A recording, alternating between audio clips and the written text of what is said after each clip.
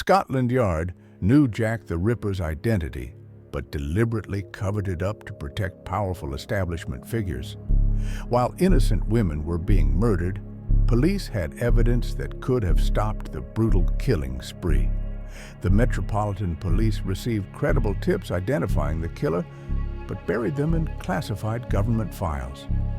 Inspector Frederick Abberline discovered the killer's identity, but was ordered by superiors to destroy all evidence immediately. The murderer belonged to a prominent Victorian family with direct connections to government ministers and royal circles.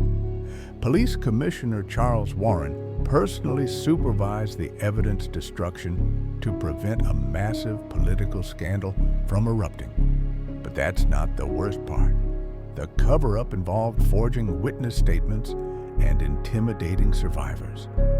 Detective Constable John Thick identified the suspect in September 1888, but his report mysteriously vanished from police records. The killer attended high society gatherings between murders, confident that his social status provided complete protection from prosecution. Chief Inspector Donald Swanson wrote detailed notes about the suspect's identity, then sealed them for 30 years.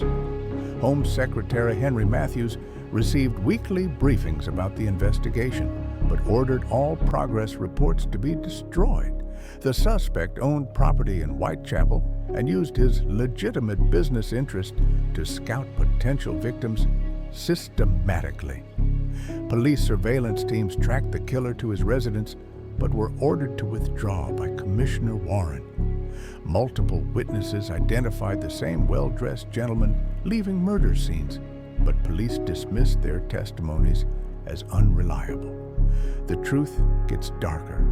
Evidence suggests the murders were committed to silence witnesses of government corruption. Mary Kelly, the final victim, possessed documents that could expose illegal arms dealings involving prominent Conservative Party members. The killer worked as a government contractor and used his security clearance to access classified information about potential targets. Inspector Edmund Reed discovered a blood-stained surgical knife in the suspect's Mayfair residence, but was forbidden to pursue the investigation. The Metropolitan Police burned over 200 case files in December 1888 to eliminate all traces of evidence.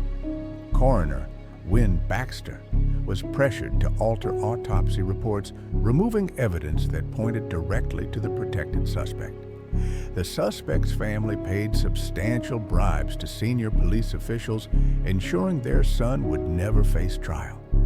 Detective Sergeant Stephen White attempted to arrest the killer, but was immediately transferred to Ireland as punishment. The cover-up required coordination between Scotland Yard, the Home Office, and the British intelligence services operating secretly. What happened next will shock you. The real killer lived openly in London for decades afterward. The suspect inherited his father's shipping business and used the company's international connections to flee temporarily.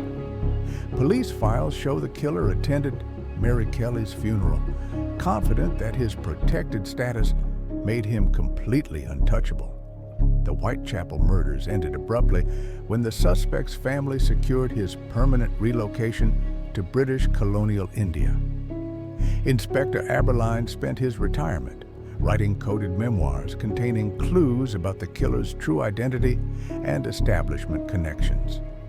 The royal family was briefed about the suspect's identity, but chose political stability over justice for murdered women.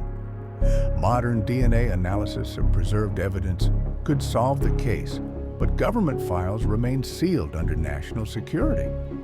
The Metropolitan Police continue to protect the suspect's family name, even though all involved parties died decades ago.